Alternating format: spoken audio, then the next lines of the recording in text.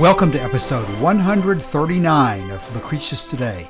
This is a podcast dedicated to the poet Lucretius, who wrote On the Nature of Things, the only complete presentation of Epicurean philosophy left to us from the ancient world. I'm your host Cassius, and together with our panelists from the EpicureanFriends.com forum, we'll walk you through the ancient Epicurean text, and we'll discuss how Epicurean philosophy can apply to you today. We encourage you to study Epicurus for yourself, and we suggest the best place to start is the book Epicurus and His Philosophy by Canadian professor Norman DeWitt. If you find the Epicurean worldview attractive, we invite you to join us in the study of Epicurus at EpicureanFriends.com, where you'll find a discussion thread for each of our podcast episodes and many other topics. Today we continue our discussion of pleasure in Epicurus' letter to Menoeceus. Now let's join Joshua reading today's text.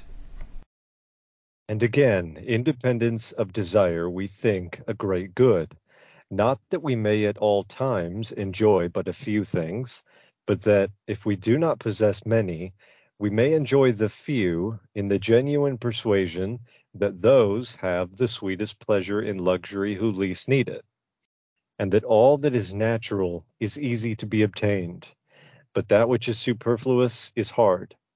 And so plain savors bring us a pleasure equal to a luxurious diet, when all the pain due to want is removed.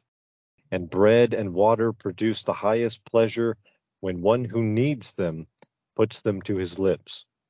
To grow accustomed, therefore, to simple and not luxurious diet gives us health to the full, and makes a man alert for the needful employments of life. And when, after long intervals, we approach luxuries, disposes us better towards them, and fits us to be fearless of fortune. When, therefore, we maintain that pleasure is the end, we do not mean the pleasures of profligates, and those that consist in sensuality, as is supposed by some who are either ignorant or disagree with us, or do not understand, but freedom from pain in the body and from trouble in the mind. For it is not continuous drinkings and revellings, nor the satisfaction of lusts, nor the enjoyment of fish and other luxuries of the wealthy table, which produce a pleasant life, but sober reasoning, searching out the motives for all choice and avoidance, and banishing mere opinions, to which are due the greatest disturbance of the spirit. Of all this, the beginning and the greatest good is prudence. Wherefore prudence is a more precious thing even than philosophy. For from prudence are sprung all the other virtues, and it teaches us that it is not possible to live pleasantly without living prudently and honorably and justly, nor again to live a life of prudence, honor, and justice without living pleasantly. For the virtues are by nature bound up with the pleasant life, and the pleasant life is inseparable from them. Joshua, thank you for reading that for us this morning. By the time people hear the podcast, they are going to hear a very smooth reading of it from you. But as we were doing the actual recording, there were several stops and starts because this is the Bailey version that you read today. And there's some awkward phrasings in there where it's difficult to follow the details sometimes as you're reading through it for the first time. We also have the Hicks translation on the website for the podcast, which is a little bit different. But the reason I bring that up mainly is that this material today is extremely, extremely important. And I think we're going to be naturally tending to try to look at every word and every phrase and try to, as closely as we can, pull out the distinct meanings of what he's trying to say. And that's what we need to do. But it's kind of like when you're debating whether the King James Version of the Bible is the only correct one and things like that. People have to understand that the original is written in Greek, and most of us are not classical Greek readers. And so we're going to have to depend on various translations and not get too hung up on the way a particular word or phrase is translated by a particular translator, at least until we've compared it to what other translators have said and done the best we can to go back into the Greek and even compared it with the other writings of Epicurus and Lucretius and people like that. Which reminds me that, again, as this presentation of ethics unfolds, one of the best and more elaborate even presentations of Epicurean ethics is in the Torquatus section of Cicero's On Ends. And as we've gone through this letter in the last couple of weeks, I've flipped back and forth in the Torquatus section, and it really does seem to me that just about everything that's in this letter to Menoeceus is stated with even greater detail in Torquatus's presentation. So it's very helpful to go back and forth between the different texts and compare them, and also to keep the big picture in mind. And that's really what I intended before you read the section today to emphasize at the very beginning. There's a lot of people out there who have problems in life, and they read Epicurus on Wikipedia, they look him up on the internet, and they're drawn immediately to this section of the letter to Menoeceus as Epicurus's ultimate statement on how to live. And while I think that is a reasonable and logical approach, it is also important to know what Epicurus has said prior to this and the rest of his philosophy, so that you're not just hanging on a certain set of words without the context of everything else that he said, not only in his other letters like the letter to Herodotus and Pythocles, but also at the beginning and later on in this letter itself. Because, of course, the big picture is always going to be the same in Epicurean philosophy, that there is no supernatural creation, no supernatural God. The world was not created supernaturally for men, for us. We're not the center of the universe. In Epicurean physics, the universe as a whole had no beginning and has no end. And as a result of the atomism, which is there not because it's just a scientific interest of Epicurus, but because it tells us the nature of our lives, as a result of applying atomism, we would know that there is no eternal soul that existed before birth or will continue to exist after death. There'll be no reward in heaven or punishment in hell. And so those contextual issues about the nature of life, the nature of humanity, are really important to keep in mind as we discuss what we are actually to do with the time that we have available to us. And this section this week is the second of the weeks we're spending on a section of the letter to Menoeceus here that's devoted to the nature of pleasure itself. We had a lot of comments on what we discussed last week, and we'll probably have a lot of comments on what we discussed this week.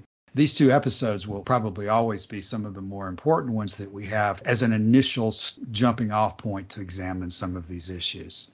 Last week, of course, our number one topic and what we discussed on the forum afterwards was the issue of desire. We start today by independence of desire, we think a great good. Not that we may at all times enjoy but a few things, but if we do not possess many, we may enjoy the few in the genuine persuasion that those have the sweetest pleasure and luxury who least need it, and that all that is natural is easy to be obtained, but that which is superfluous is hard.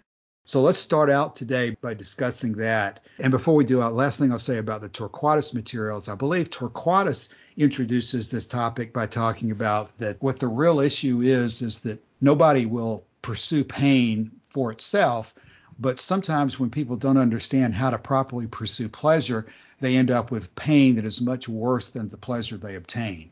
So what we're going to be discussing today in a very general way can be described as the practical overview of how to pursue pleasure. He's previously established and asserted in this letter and established in his other works that pleasure is the great good.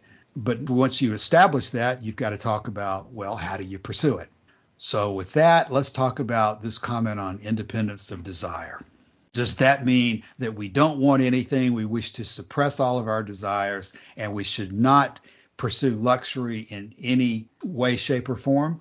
What does it mean when he says, not that we may at all times enjoy but a few things, but that? Cassius, in your introduction, you gave some explanation of the context that we have to understand these passages to be in, and there's a further context. The other context that we can examine this in light of is that we are recording this now on the 21st anniversary of the September 11 attacks. And if we find that some of these passages are difficult to interpret, it's because we're dealing with ideas that are human in origin. And I think it was Kant who said that out of the crooked timber of humanity, no straight thing was ever made. Now, there are those in this world, like the people motivated to fly planes into buildings, who think that there are absolute claims that can be made about nature and about human life, and that the nature of those claims cannot be called into question. we saw that, I think, on both sides, not only for the men who were responsible, but also for the people who tried to give consolation after the fact. It was, I think, Billy Graham who said that the souls of the dead were now in paradise and would not return to us even if they could. And it's precisely that idea that makes it very difficult to have a conversation about the good life in this world. You've got people who are going to make claims about paradise, make claims about the afterlife as if they have privileged information. Indeed, they claim to speak for a higher authority. When we reject all that, as I think we all do, what we're left with is a group of humans with all their flaws and all their biases and all their prejudices coming together to try and determine what the best way to live in this life is when we don't have the promise of another life. So it's not surprising that there's quite a lot of controversy circling around in this text, and indeed in last episode where we talked quite a great deal about desire. We're talking about desire again. I'm trying to think about how to tie this all in. Well, I'm certainly glad you started off the way you did, because I think that's really a better way to explain what I was trying to say in the opening than I did myself. We're talking in a context in which we are presuming that the people who understand us know that there is no afterlife, there is no heaven and hell, there is no absolute standard of right and wrong, there is no supernatural God telling us what to do. And that is the absolutely key context. There's so many people, they know that they're anxious, they know that they're upset, they know that they're afraid, they know that they're in pain at some point, and they're used in the modern world to just looking for a pill, an injection, some kind of immediate relief from the questions that they have.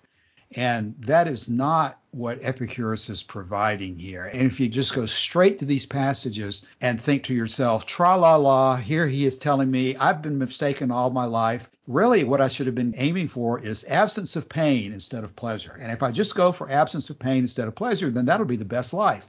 And tra-la-la, go on down the road and ignore everything else that Epicurus said.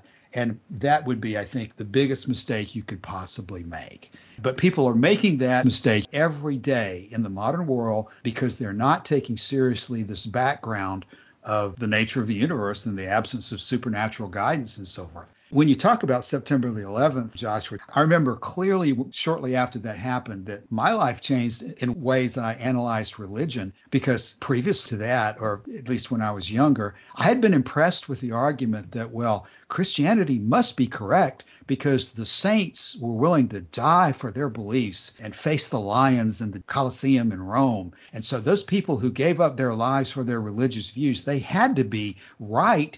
They had to know what they were talking about, because they would have never done something like that if they didn't have good evidence that they were right. And so, of course, after September the 11th, you would have plenty of evidence long before that if you were paying attention to the world. But at this point in the United States, at least, it became impossible for me to accept the validity of that argument anymore, that I should consider that just because somebody does something extreme and gives up their life for the sake of their beliefs, that's proof that they're right. It's just crazy, because these people who at that point were flying their plane into the World Trade Center were every bit as intense in their belief of the truth of their values as anything that the Christian saints in the early years of the church were. And I don't believe that they were right in flying their planes into the World Trade Center. So why should I give credit to the early saints for being right to face the lions? So I saw that episode in my life personally as a really good reason to step back and think about what really is the right standard of proof of what's true and what's not, and what you should believe and what you should not believe. And what it indicates, Cassius, at least for me, is that the Greeks did something right when they proceeded not necessarily by divine revelation, but by humans engaging in arguments to figure out the truth about the nature of something. And in the case of what we're talking about today, it's an argument that Epicurus is putting forward in the context of this swirling whirlpool of arguments that are happening in and around Athens in the 2nd and 3rd century BC about what it means to live a good life. Right. So it's in that context that we now approach the first line of this last few paragraphs on this issue of pleasure in the letter to Menoeceus. He says, "And again, independence of desire we think a great good, not that we may at all times enjoy but a few things, but that if we do not possess many, we may enjoy the few in the genuine persuasion that those have the sweetest pleasure in luxury who least need it. It does not strike me that he's articulating a position here for throwing away all your possessions and going to live in a cave. What he seems to me to be suggesting is you need to be willing to endure hardship and lack of luxuries and even comforts, because you'll encounter times in your life when you have to experience those things, and you need to be prepared for them. This is not a general rule that you have to settle for just the simplest possible pleasures and comforts and needs. It's something that you do in preparation for those times when you don't have a choice. But when you have a choice, it's just as appropriate, just as good, just as worthwhile to pursue pleasures that are not necessarily simple or easily obtained or necessary. Not everything we do is absolutely strictly necessary, but it doesn't have to be. There's no moral opprobrium in doing something or pursuing a pleasure or satisfying a desire that is unnecessary. That's one thing I want to get into the books early on. We're going to come into that issue here. Pleasure is, if we are to take it as being good in itself, then it means not just the pleasures of wearing rags and living in a cave, but it means all kinds of pleasures are good in themselves. And that there's nothing wrong with pursuing more pleasures or a greater variety of pleasures in one's life just because we know that at some point we're not going to have access to them. As long as you have accustomed yourself to believe, or at least I guess acknowledge would be a better word, that you're not always going to have access to them, and that you've steeled yourself against any fear or pain that condition would bring about, then there's absolutely nothing wrong with pursuing all different kinds of pleasure, even when they're not necessary. Right. Joshua, I have two things that I'd like to say before I forget them. One of which is that, especially since we're on this line about luxury and so forth, when we read these lines, we need to really always go to text that's very closely on point. Vatican saying 63. Frugality too has a limit, and the man who disregards it is like him who errs through excess. It seems to me that one is so clear that it can hardly be misconstrued. When you combine it with what Epicurus is saying here about not that we may at all times enjoy but a few things, he's hitting the same point over and over. There's not a magic number of things to pursue. There's not an absolute test of let's only go for bread and water. At the same time, there is not an absolute goal of saying that every luxury in life needs to be pursued. There is a sliding scale that is dependent upon our circumstances, and what we are going to determine is the most pleasant for us to pursue. That's one thing that I think we hit last week, was that at the banquet, we don't go for the most food, we go for the most pleasant. So that's number one point. The second point that came to mind in a conversation that I had this past week is that sometimes when you explain to a person who's not familiar with Epicurus and tell them that pleasure is the goal of life, I think it's normal to ask the question, well, what pleasures should I pursue? And there, I think it would be a mistake if we immediately go to discussing the issue of natural and necessary. That is a very helpful method, as we're going to discuss further today, too, to think about how much pain is going to come from a particular pursuit that we may choose to pursue. But I think that's leapfrogging to start talking about that immediately. The question of what pleasures should be pursued is something that there's not an absolute answer for in Epicurean philosophy. Under the Epicurean worldview, there would not be an absolute answer to that because people are different. And what you like to pursue, Joshua, as the most pleasant things in your life are probably different from what Calasini or Martin or I would pursue.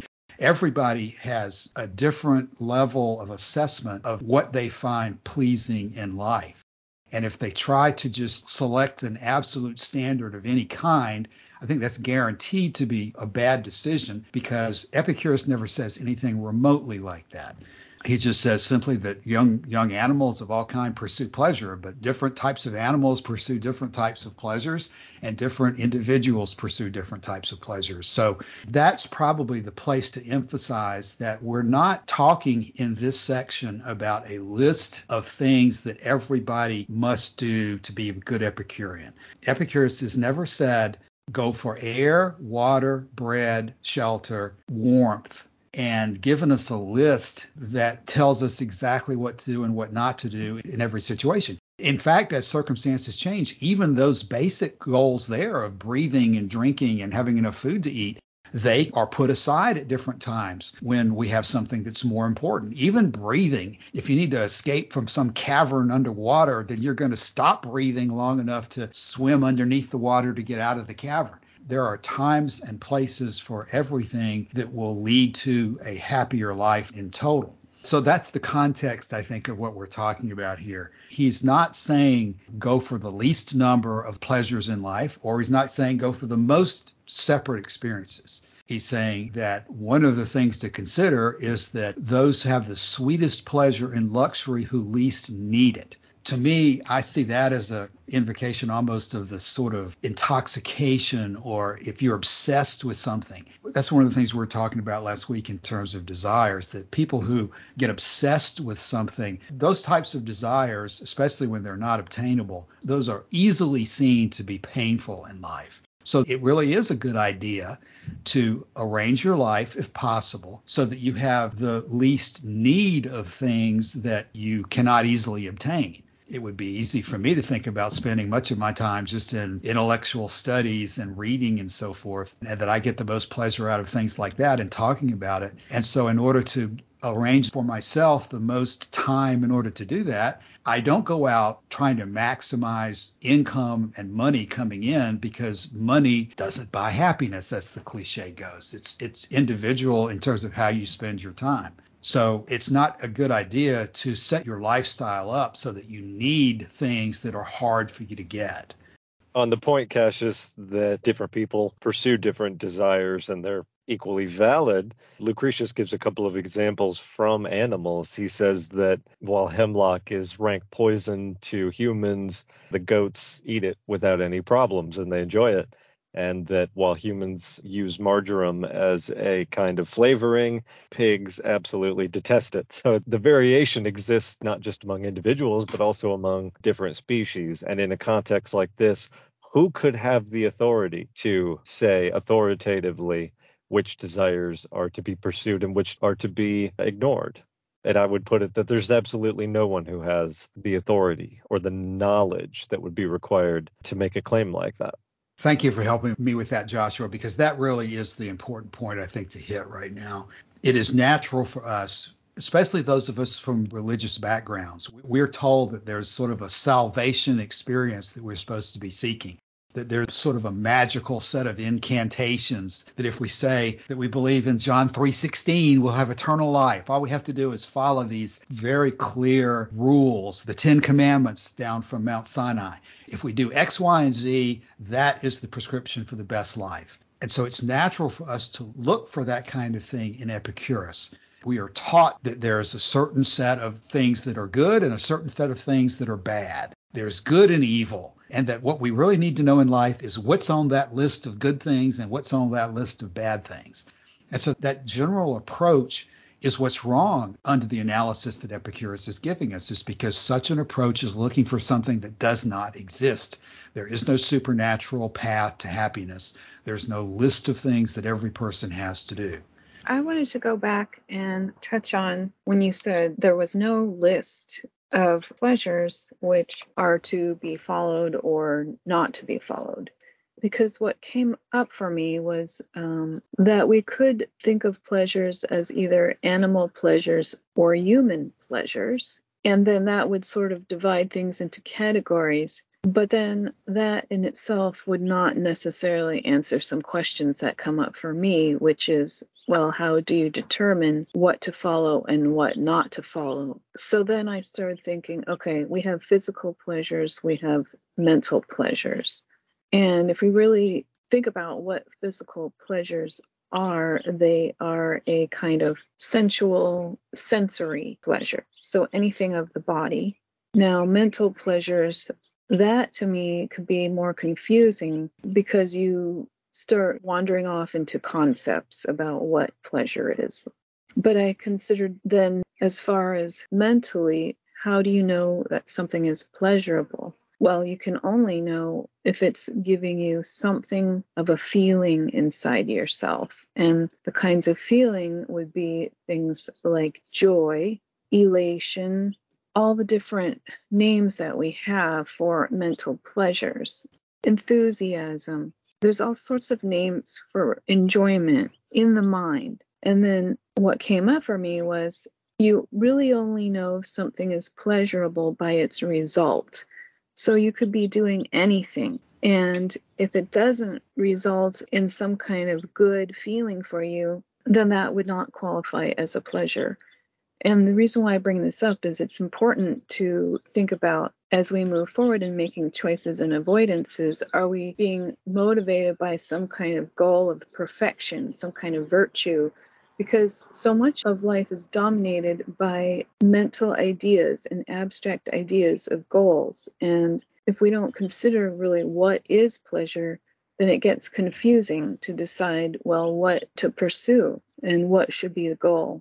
There is a common tendency to overlook mental pleasures when we talk about these things, not because we don't value them, but because mental pleasures sort of afford their own justification. C.S. Lewis has this interesting quote, something to the effect of, a man who sits in church and complains because he doesn't feel anything or nothing's happening may find that if he takes up difficult theological text and works through it with a pencil clenched in his teeth, this is the important part, his heart will sing unbidden. So this is kind of the idea of mental pleasures, and mental pleasures are something that generally people don't have as much of a problem with. So they don't come up for us very often because we're usually talking about controversial things. But certainly they form an absolutely crucial part of what Epicurus was describing as the good life. Calasini, you said you were struggling to come up with examples. One of the best examples from Epicurean philosophy is something Epicurus talks about time and time again, and that is the memory of past pleasures. That's a kind of mental pleasure. Friendship is a kind of, or at least involves a kind of mental pleasure.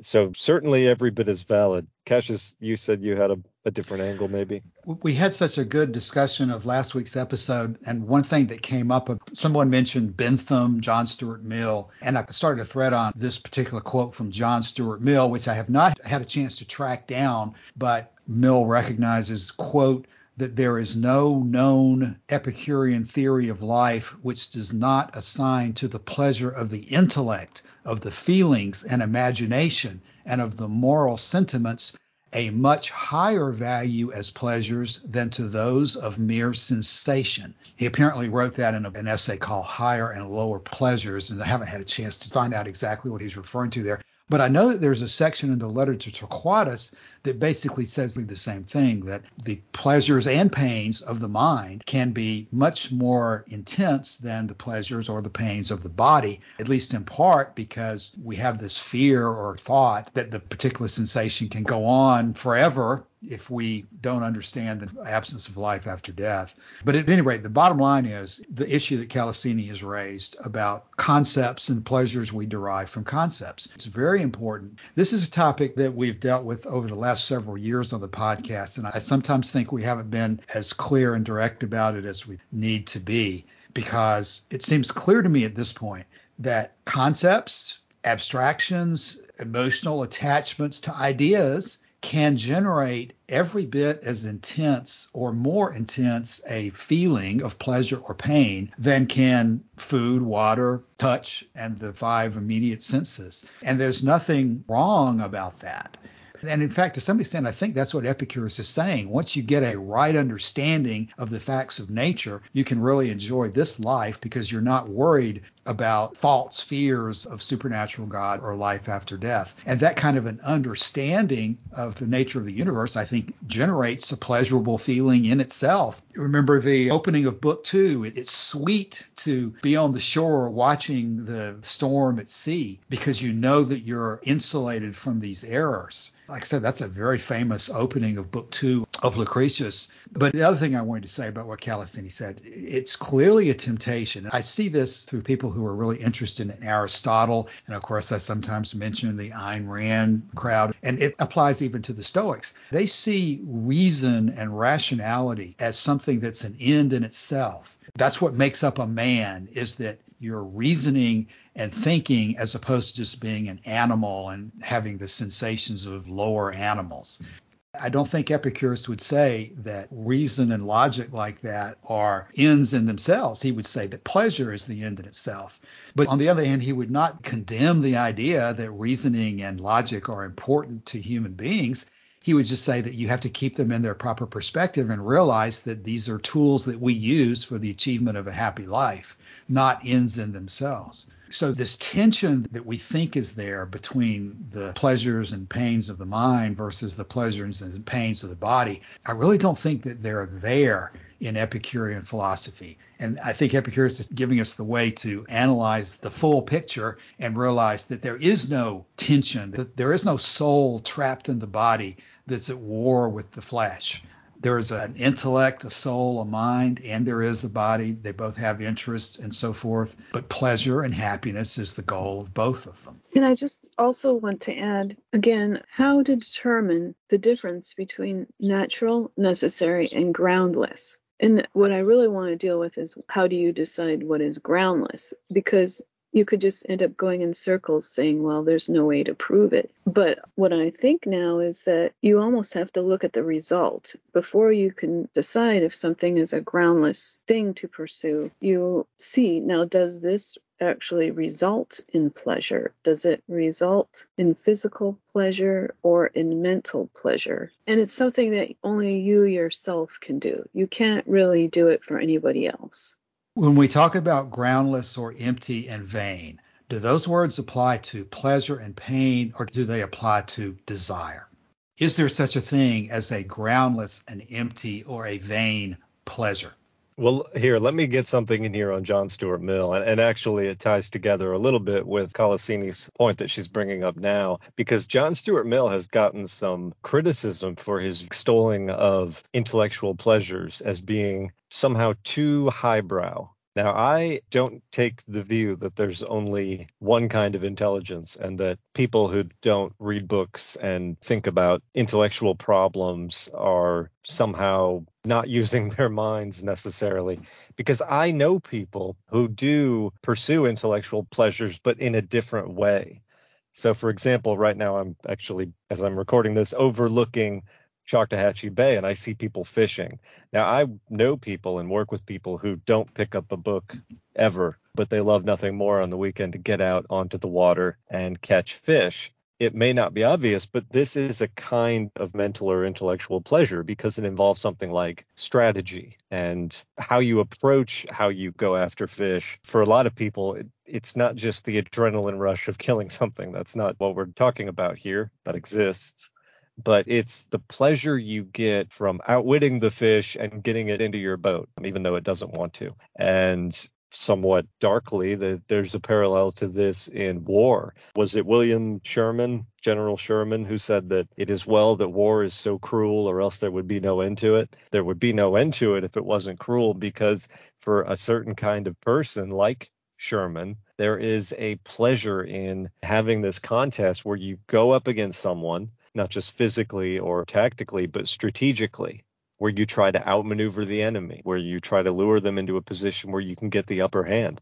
This is all intellectual on a certain level. And so those kinds of intellectual pleasures, I would also say, are not inferior to the intellectual pleasures that John Stuart Mill would have had in reading Greek, which I think he could do rather well, or that Montaigne would have in reading Latin because of his unusual upbringing. Latin was his first language. Okay, this is the time, although it may be hopping a little bit, we're talking about what's in line 132, where he says, "For it's not continuous drinkings and revelings, nor the satisfaction of lust, nor the enjoyment of fish and other luxuries of the wealthy table, which produce a pleasant life, but sober reasoning, searching out the motives for all choice and avoidance, and banishing mere opinions, to which are due the greatest disturbance of the spirit." Now, I've seen people take that line and they say that means that Epicurus is saying that ultimately the highest pleasure is some kind of sober reasoning, that it is reflection, that it is intellectual. And so I'm trying to link that, obviously, what Cassini and Joshua have just said by asking this question. And I think some of the other Greek philosophers do take that position, that the pleasures of the intellect, the mind, all of that is the purpose of life. They put those on a higher pedestal, and they look down on bodily pleasures. So what is the Epicurean position on this, based on what Joshua has just said and what Calasini has asked? Is Epicurus telling us that we should seek out sober reasoning and intellectual activities of the mind as the ultimate goal of life? Is he putting those on a higher pedestal? No, of course not. I mean, the way it's written here, it's clear that it's not like that. No? So the sober reasoning is a tool to get pleasure. That's how it's written here. So by this reasoning, we can tell whether desire is vain and won't lead to pleasure. No? At least with some experience, we can do that. Sometimes we just need to go and try to gain that experience. But once we've gained sufficient experience, we can tell that before. Just like you did last week, Martin, you jumped in with, I think, an excellent comment, much more concisely stated than I'm able to say myself. And so let's take that and stay with what Joshua and Calasini have brought up. Is there an absolute list of pleasures which have mental activity at the top, endorsed by Epicurus as the most important? In addition to that, I would say, how do you determine what to pursue and where do you draw the line? Because we don't have a list of what's good and what's bad. It's up to each person to decide. Are you supposed to go to the natural and necessary analysis and just immediately compose your own list according to what is necessary for you to do and then what is natural for you to do? Is that the way to intellectually come up with the things that you should pursue in your life? Does the very composition of that list amount to the best way to spend your time? It's funny you put it that way, Cassius, because I can certainly picture a certain kind of person thinking, okay, it's time to make a spreadsheet now. I'm going to list all the pleasures. I'm going to chart how I use them, and I'm going to chart the result and then scale it somehow.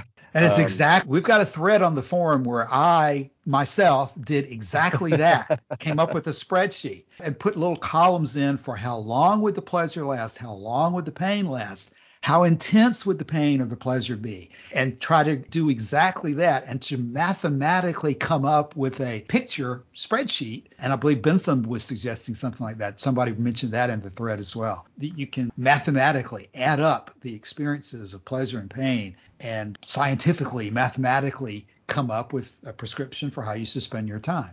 Is that a correct way to approach things? And believe me, in the past, we've gone down this road of discussing it, and it has been highly controversial. What we're talking about here is Bentham and his hedons and dolors, right? Hedons are units of pleasure, dolors are units of pain or suffering or something. And then by adding up all the hedons and then subtracting all the dolens from that figure, you get the net pleasure you got out of an experience or something like that. My own opinion is that this is absolutely not necessary or essential in order to experience the good life. It doesn't require that level of technical approach. That's my thinking. It doesn't require it. Is it actually helpful or is it actually harmful to try to do that? As a one-time exercise, that may be useful to get clear on some aspects of it. But for most people, it would not be helpful to really do this explicitly with a spreadsheet all the time. We do this normally just by intuition combined with reasoning. Yeah, we do it dynamically. This is how we normally approach choice and avoidance. When you encounter a desire, you implement choice and avoidance and decide whether to fulfill it or not. I think Martin makes a good point. As a one-time exercise, this might be useful, but there's such a thing as being too involved in your system, right? You have a system to help you solve a problem in your life. Sometimes, like say, for example, you're trying to work more efficiently, so you develop a system to work more efficiently. But if you're spending all your time on your system, not only are you not working efficiently, you're not working at all. And so I think an analogy could be made between that and pleasure. If you're spending so much time thinking about how you should pursue pleasure, you're probably closing yourself off from the experience of it in some important way. I'm just thinking if I agree with what Joshua just said or not. It'll be more interesting if you disagree. Give us your stream of consciousness, and nobody here is held to a final statement. We're constantly extending and revising our prior comment. So, Joshua, did you say that it's better to not think too hard about whether something is going to be enjoyable because you'll end up somehow depleting the results. The pleasurable result will not be as great if you think too much about something. I think that in individual cases, it's not a problem to think about whether you should do it or not. Should I go to Europe this summer? I don't know. That's something I would have to think about for a long time. I'd have to see if I had the money for it. I'd have to see if I could get the vacation time. I'd have to see what kind of other obligations I have on the horizon. Or there weddings I need to go to? I don't think that spending that much time invested in it would diminish the pleasure of it, which might sound somewhat contradictory to what I've just said, but this idea that you can have a running chart with all of your desires and whether they turned out good or whether they turned out bad, to me, it would be possible, I think, to get too invested in the mechanical procedure of going through the chart and just simply not having enough time to actually pursue the pleasures that you've already determined were worth pursuing. I think it really depends on what you're trying to choose between or what your situation is, because there's just so many different kinds of things that could arise where you're going to want to spend time considering what the end result will be, such as if you are deciding between, say, going to two different colleges, like which college will you choose? Then another decision is which job will you take if you have several that you're choosing between. So those are rather complex decisions, which then considering the long-term results, for example, how much enjoyment will come from something would be one consideration among all the others. Oh, I totally agree with those examples, because what you're describing there, I think, are commitments that you're making now that you're expecting will bear some kind of fruit over the course of your life. And so in cases like that, I don't think you could spend too much time deciding which college you should go to. The only objection to spending too much time thinking about which job you should take would be, do you have enough money to allow you to spend that much time? And if you do, great. Yeah, then there's no harm in thinking about it. Let's explore the answer to that question. We're flipping around and not going in the correct order of the text here, but the last passage we have for today, of all this, the beginning and greatest good is prudence. And the rest of it is about how prudence is more precious even than philosophy, and from prudence springs the virtues and so forth. But what is prudence in what we're talking about right now? Is prudence a spreadsheet? Can prudence be developed through a spreadsheet? Or is prudence a synonym here for wisdom, knowledge, or is it a synonym for good judgment, perhaps? I kind of think that good judgment jumps out at me when I hear the word prudence rather than necessarily an encyclopedic wisdom. What is good judgment, if prudence is translatable as good judgment or something like that? What does that tell us about how to analyze, how much time to spend on a spreadsheet? I think the answer to that, again, would scale with the level of the commitment that's involved. Because when I think of prudence, the other thing I think of is, it's not prudent to put all your eggs in one basket. So prudence involves, I think, operating in such a way that you leave other doors open if what you're doing here doesn't work out. I don't know if that's a helpful way to put it. Well, let's talk about prudence before we move on to anything else. What do Callicini and Martin think Epicurus is focusing on here? Because prudence, I do think, implies something different than, quote, book learning. And this may even apply to what we've been discussing so far about there being an absolute list. A person who is prudent doesn't necessarily have a computer bank in his brain. He's not necessarily Mr. Spock who's got all these facts at his command. He's somebody who is potentially, I use the word wise here now in a different way. He's someone who has good judgment, the ability to command the facts and apply them for a successful result, as opposed to just, again, the ability to read off some kind of a list, like the 10 Commandments or something. The 10 Commandments is a list of things, even if you accept that they're a good idea. But how you apply the 10 Commandments or any other list of goals is the trick in every situation. Prudence implies a little bit of practicality or pragmatism, it sounds like to me. in terms of looking at the result versus in the example that you just gave, Joshua, putting all your eggs in one basket. There's no God who's telling you not to put all your eggs in one basket. There's no absolute rule that says you shouldn't put all your eggs in one basket. In fact, I remember clearly when I was in high school, I had a teacher who liked to talk about that particular saying, and she said she didn't agree with that saying. Her position was you should put all your eggs in one basket and watch that basket. In other words, obviously, take care to protect the things that you're looking for. And you may be able to do that sometimes by putting all your eggs in one basket, as opposed to diversifying where you put them. So prudence is somehow the ability to wisely and with good judgment decide whether to put all your eggs in one basket or not. And where does that come from? A spreadsheet? A list of absolute rules? Do you get prudence by reading the letter to Menoeceus? We get this by looking at our experience and using reason, no? By reasonably evaluating our actual true experiences. Yes. Mm-hmm.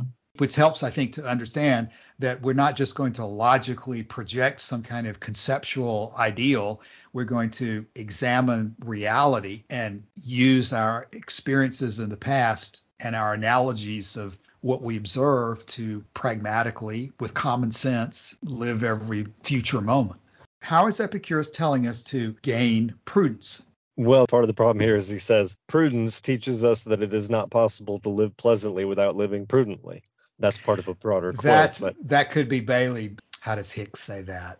The same. Oh, he does. I don't know if the circular wording is in the Greek or is it in these translators. I don't know, but I also don't expect Epicurus to necessarily give a list of definitions for the virtues. He sees the virtues as being a tool for gaining the actual good, which is pleasure. But he also says that the pleasant life and virtues are inseparable. And he specifically says that prudence is a more precious thing even than philosophy. How do you separate prudence from philosophy, which he appears to be doing in that sentence construction? It's difficult to know exactly what he had in mind, but of course, philosophy can mean almost anything, right? There's any number of different kinds of philosophy, and not all people are interested in philosophy, but some people who display no interest at all in philosophy still manage to live prudently. And certainly there are people who are very interested in philosophy who manage not to live prudently. It seems that you can't really have choice and avoidance without prudence. So prudence must be tied to choice and avoidance. Yeah, successful choice and avoidance, the art of proper choice and avoidance.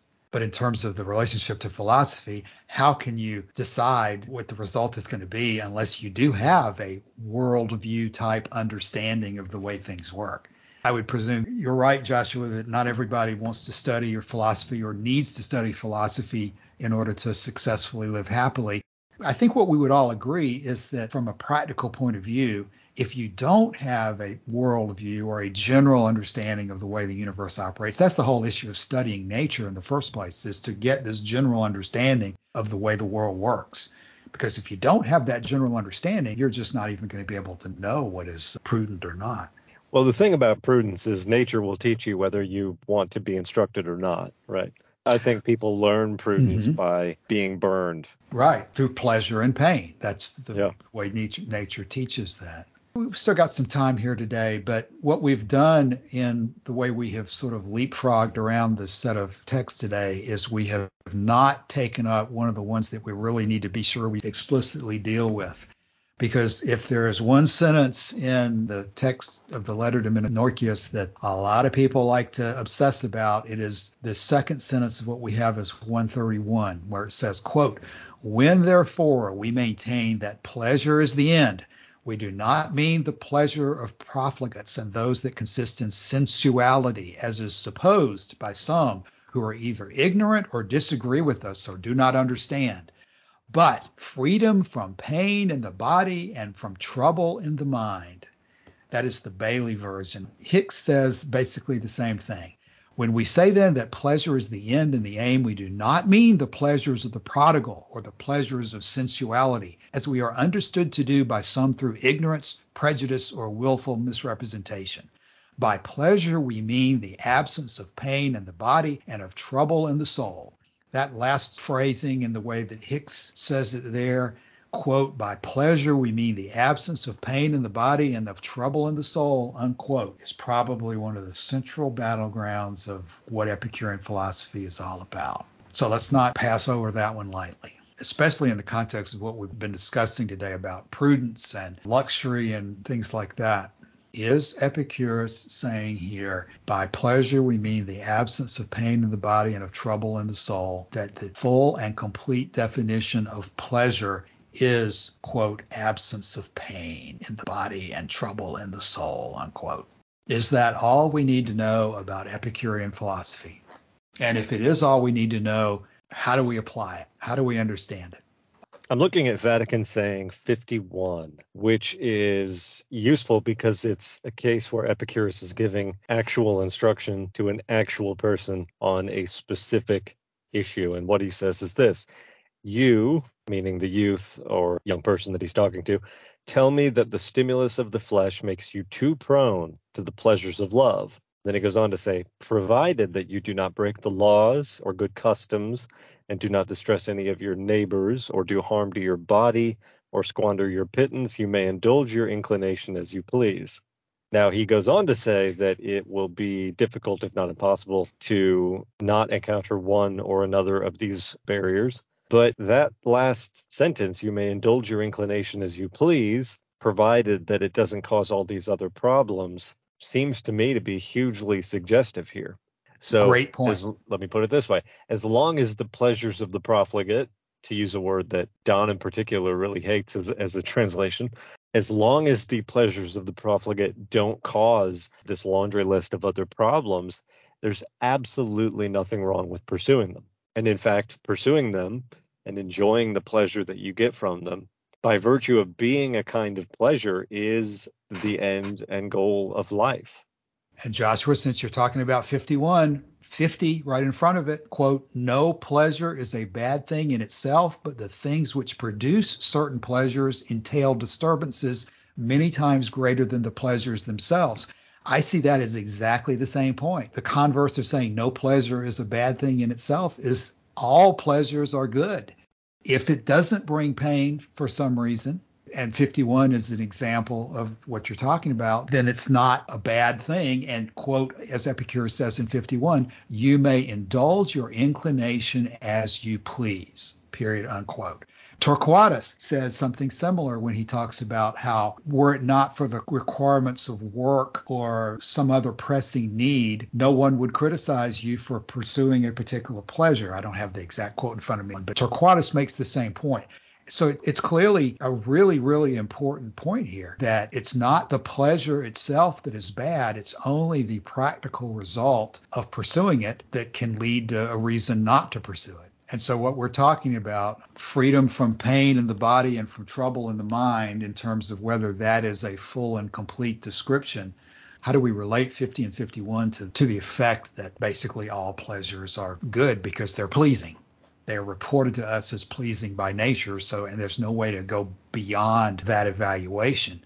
If we can obtain a particular pleasure, if we can experience a particular pleasure without a painful result, seems to be, under these statements, that Epicurus is saying there's no reason not to do that. It is purely the practical result of pain that comes in certain circumstances from pursuing certain pleasures that is the problem.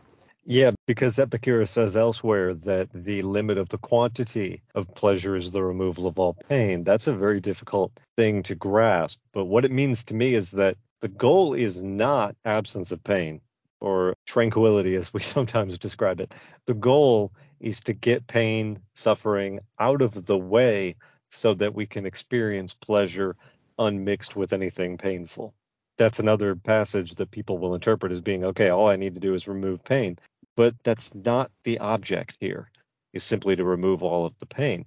You want to remove all of the pain because the pain gets in the way of the pleasure, and the pleasure is the thing that you're trying to pursue. Now, when he says that the limit of the quantity of pleasure is the removal of all pain, you might think that, okay, now I've eliminated all pain. I'm experiencing as much pleasure as I possibly can. If you truly have eliminated all pain, all suffering, all mental disturbance, then I envy you. But that doesn't mean you have to stop enjoying pleasure. You can now enjoy pleasure, hopefully, for as long as you can without any pain. And you can also enjoy an infinite variety of pleasure. And there's no, as I said earlier, moral opprobrium in one pleasure over another, as long as you're not causing all of these other problems. Now, people might at this point say, what if I get pleasure in causing other people pain? Well, that's why Epicurus says that it's impossible to live a happy life without living, or a pleasant life, I should say, without living prudently and honorably and justly. And it's impossible to live prudently and honorably and justly without living a pleasant life. So the goal in all of these cases is really pleasure, in spite of the attempt to make that goal absence of pain. Absence of pain is merely part of how we get to the goal of pleasure. Joshua, I agree with everything that you've just said, but a frequent reaction to a statement like what you have just said is, well, then that means you disagree with Epicurus, Joshua, if you were going to say that. Because what he clearly says in this sentence, we can easily and fairly summarize as, when therefore we maintain that pleasure is the end, we mean freedom from pain in the body and trouble in the mind. That is what he says in this sentence. So why is what you just said, Joshua, not a disagreement with Epicurus? Why are you willing to go and say what you just said in the light of what he's clearly said in this sentence? Pleasure is freedom from pain. Because what I'm willing to do, Cassius, is consider this one sentence in light of everything that survives from antiquity, from the Epicureans, and in context of all of that, I really would be willing to defend my position. Well, why does he say it this way then? I think he says it this way because he's being attacked, and if he's trying to either recruit Menoeceus or to convince him not to abandon Epicurean philosophy. And in order to do that, you have to answer some of the objections. And the objections, as everyone knows, to Epicurean philosophy is that he was a greedy, sensualist pig. You see paintings from the Victorian era that picture Epicurus as laying on a bed with people just constantly bringing him food. So it's no surprise to me that he wants to get that image out of the way. But to me, the idea that pleasure is the absence of pain makes it rather difficult to proceed elsewhere in the philosophy, because pleasure and pain are two different concepts. Pleasure in the absence of pain. So there's an impending identity problem here if you equate one with the other directly. Let me put it this way. I just quoted where Epicurus said the limit of the quantity of pleasure is the removal of all pain. And then here he says, we mean by pleasure absence of pain. So in that other sentence, if you're going to accept that these definitions are identical, what he's really saying is the limit of the quantity of the absence of pain is the removal of all pain. Can you say that again? The limit of what now? The limit of pleasure, but we're defining pleasure as the absence of pain. So what he's really saying there is, if we accept this definition, the limit of the quantity of the absence of pain is the removal of all pain. Well, that's obvious. I mean, that resolves into a tautology. That's not even worth saying. So he's got to be saying something different. He's got to be saying something more fully than what we're getting in one line of one text when we have all this other material to look at that seems to offer a different way to explain it. Joshua, and I'm not sure that we've ever pursued that before, so let's take the time to emphasize it. What you're saying, and that's why I had to ask you to repeat it. I thought you had misstated it the first time through, but what you're saying is that if you end up equating pleasure and absence of pain as exact equivalents of each other, then you end up with a tautology. And what's a tautology? Why is it a bad thing to be a tautology? A tautology is problematic. When an argument resolves into a tautology, what it means is essentially A equals A. In other words, essentially what you're doing is assuming a case you have not proved. You're stating a claim that it's an equivalency, I guess is a way of putting it. The problem is tautologies do not allow for any new information. A plus B equals C gives you some idea about C. It also gives you some idea about A and B. But A equals A doesn't tell you anything about anything. It'd be like saying, how should I understand pleasure? And then somebody says 1 equals 1. Or how should you understand pleasure? It's pleasure. You're just answering the question by using the same words you started out with. Right. What would be an interesting exercise, Cassius, is if we went through every Epicurean text where he uses the word pleasure and just use that replace function in Microsoft Word replace every instance of the word pleasure with the words absence of pain and just see what results. And I think it would be a monstrous and indecipherable result. But not one that is irrational to ask about, because in truth, Epicurus is saying that there are only two feelings, pleasure and pain. And if you're experiencing anything at all, you're experiencing one of those two. And he's also saying that they're different in nature, so that you can be maybe experiencing different pleasures and different pains at the same time, but that pleasure and pain themselves are not a mixture. There's not a neutral, in fact, between the two of them. If it's pleasurable, it's pleasure. If it's painful, it's pain, at least under the way he is setting out his philosophy. Now, we can argue about practicalities of all that, but if you're going to follow or study what Epicurus is saying, you do have to understand that he is saying that all feeling is resolvable, at least philosophically, down into pleasure and pain. Cassius, let me rephrase that part. If you're going to say that there's only two feelings, pleasure and pain, then we could very easily rephrase that quote that I mentioned earlier to say the limit of the quantity of the removal of all pain is the fullness of pleasure. Just by rephrasing it using Epicurus's term, you put a more, I guess, nuanced view of it. Mm-hmm. So to look at it and say, okay, the only goal is to remove pain, I could just as easily say, nope, I rephrased it. The only goal is the fullness of pleasure, which is the removal of all pain.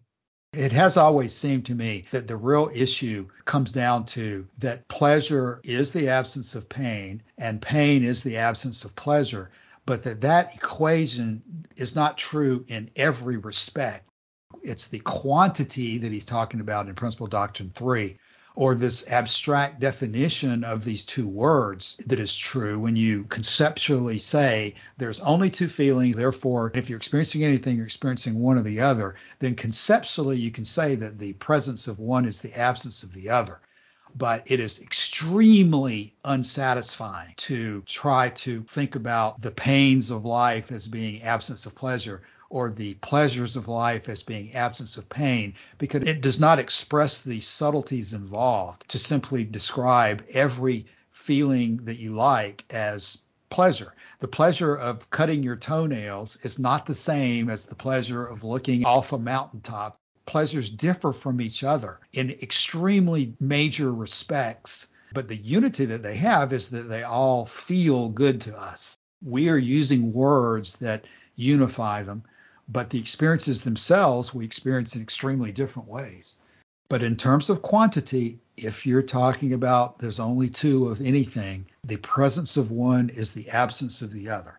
And so it's not illogical, it's not wrong to talk in those terms. It's just that you have to keep in mind why you're talking in those terms and what is the purpose of the discussion, and not take it out of context and attempt to prove things with that discussion that you never intended to address in the first place.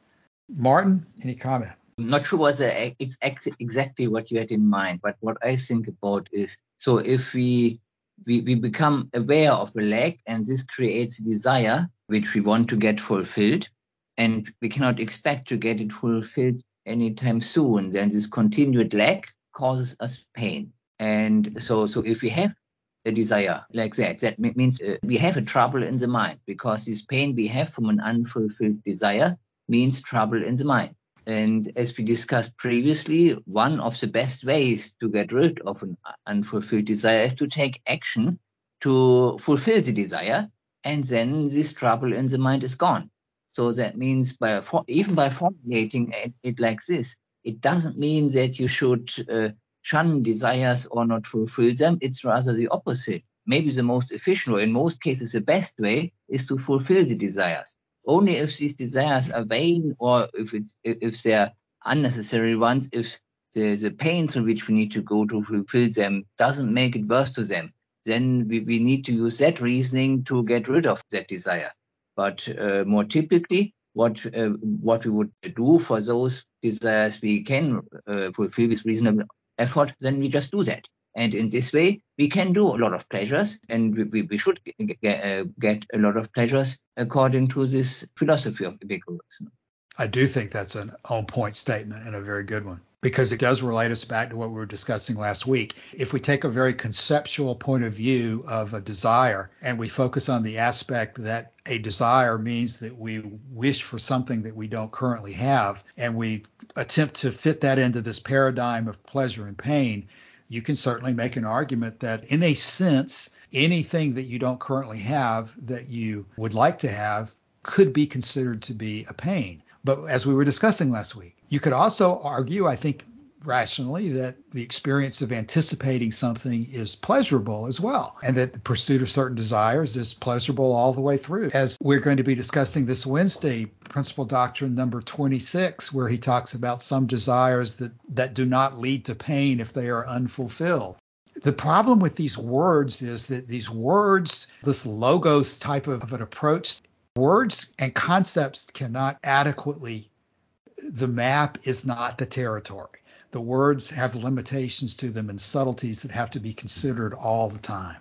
To try to reduce these words, desire and pain and pleasure, to try to follow them conceptually too far out in the abstract, away from the actual feelings themselves, leads to problems that are not in the experiences, not in the feelings, but they're problems in our ability to conceptually describe things. So it would be criminal to get to the end of this episode and not talk about bread and water. Right. And Don, for one, would be extremely disappointed in us if we didn't get this in. And now we're jumping back to the beginning here, where in the Bailey translation, he says, plain savors bring us a pleasure equal to a luxurious diet, when all the pain due to want is removed, and bread and water produce the highest pleasure when one who needs them puts them to his lips. Now, Don has a very good commentary and translation that he put together on the letter to Menoeceus. It's available on the forum, and in this commentary, he looks through the nuts and bolts of the Greek text very closely, and what he came up with for this issue of bread and water is this word masa. And for anyone who is listening to this podcast who happens to speak Spanish, you'll recognize that masa is the corn flour used in Hispanic cultures to make tortillas, which they will use then in tacos and gorditas and burritos and all those other delicious dishes. So to say that we're using masa means something more than just we're eating tortillas. We're also putting things on the tortillas.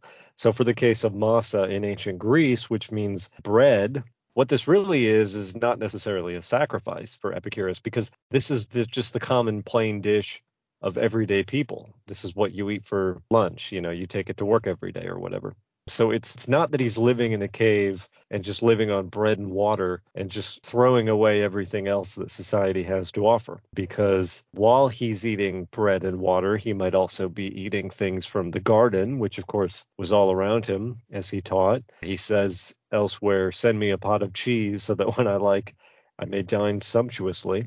So this issue of bread and water has become, this is like the prison diet, right? Bread and water. Not anymore, of course, but this is what people imagine when you hear bread and water. But I think what Epicurus is describing is not necessarily a sacrifice. It's just something that common people eat every day, have done for thousands of years, and it doesn't necessarily involve a lack when you're eating something that you eat all the time. And come to it with good relish, as he says here, when one who needs them puts them to his lips. I don't know if I've done justice to Don with what I've said there, but clearly the goal here is not to just absolutely live with the simplest and most necessary things, because you can make a very good case that Diogenes the Cynic was doing just that when he lived in a tub or a wine crater or whatever it was, and threw away his cup when he saw a boy drinking from his cupped hands from a stream. It's possible to live that kind of life, but Epicurus elsewhere says that is as much in error as those who say that we should only experience luxury all the time. Joshua, maybe another way to say that too, I've heard people joke about the choice between living to eat versus eating to live. In other words, much of what we're talking about resolves down into the final analysis of remembering what the actual goal is. And you tune what you do according to the ultimate goal. in general, it's going to be better to accustom yourself to a simple diet, to a normal diet, like you were expressing earlier, the everyday diet. It's much better to accustom yourself to the everyday diet so that you're confident that you'll be able to continue to experience that into the future, and you'll be freed from fear that you might not be able to obtain that in the future. That's what seems to be one of the real issues with luxury as he's discussing it, is that you might get so attached to it that you get afraid that you won't be able to continue to have it, and that you might be deprived of something you absolutely have to have. And therefore that causes anxiety and pain to worry about something like that. But if you accustom yourself to a normal diet of the type things that you and Don are talking about, that frees you from worry about something that is a very legitimate concern. If you devote yourself to living to eat, as if you think eating itself is the goal, it's not. Let me use that as a transition to Joshua, because we really haven't touched at the end here something that is as much of an interest to everybody as anything else, this issue of virtue, because this last section we're talking about today is where he basically says the same thing that's in Principal Doctrine 5, I believe it is, that the life of prudence and honesty and justice is inseparable from living pleasantly. And where he says, for the virtues are by nature bound up with the pleasant life, and the pleasant life is inseparable from them. Maybe if there's a theme of today and what we've been talking about, it's just this issue of conceptual reasoning and how important it is to be careful with the words you're using and understand the subtleties of it. Because the Stoics, the Platonists, the Aristotelians will consider virtue to be something that's absolute and has an idealist type of definition to it, that you can follow a list and know exactly what to do. But what Epicurus seems to be saying throughout is that what you choose to eat, what you choose to pursue in terms of luxury, what you choose to do in pursuit of sex, all the different drinking, reveling, satisfaction of lust, fish, and luxuries of the wealthy table, which produce the present life, and virtue as well in that list. All of these things he's raising not to condemn them or to praise them, but to tell you that those are not in themselves the goal. It is the prudent pursuit of desires and choices and avoidances in each of these topics that must be judged according to whether they in fact lead to a happy, pleasant life or not. If they don't lead to happiness and pleasure, then you're doing it wrong. But that they're not intrinsically in themselves happiness or pleasure. They are tools. Even virtue itself is a tool toward living happily. If somebody asks you if you're a happy person and you have to think about it and you say, well, I think I'm happy, but I really don't feel happy, then you've got a problem. Ultimately, life resolves to feeling. It does not resolve to concepts. Life resolves to living experiences of which pleasure and pain are our general description. And all these other words that we're throwing in, desire, virtue, words like that are helpful to us in thinking about things, just like that spreadsheet. It's helpful to talk about things. It's helpful to use a spreadsheet at certain times, but life is not a spreadsheet. Life is not an analysis. The map is not the territory. Maps are very helpful for navigating through the territory, but they are not the territory itself. And if you confuse those two things and think that the map is the end, you're going to make the same mistake over and over in all of these topics we're talking about, from luxury to sex to drinking to fish to virtue. Okay, we're probably about to run long for the week. So unfortunately, we need to come to an end for today and talk about closing thoughts. And so feel free to go as long as you wish to on the closing thoughts, since I know we're hitting a lot in a short period of time. But Martin, your thoughts as we begin to close. I have no closing thought now. Calasini. Yeah, so you said life resolves to feeling, and then the question of whether or not you're happy.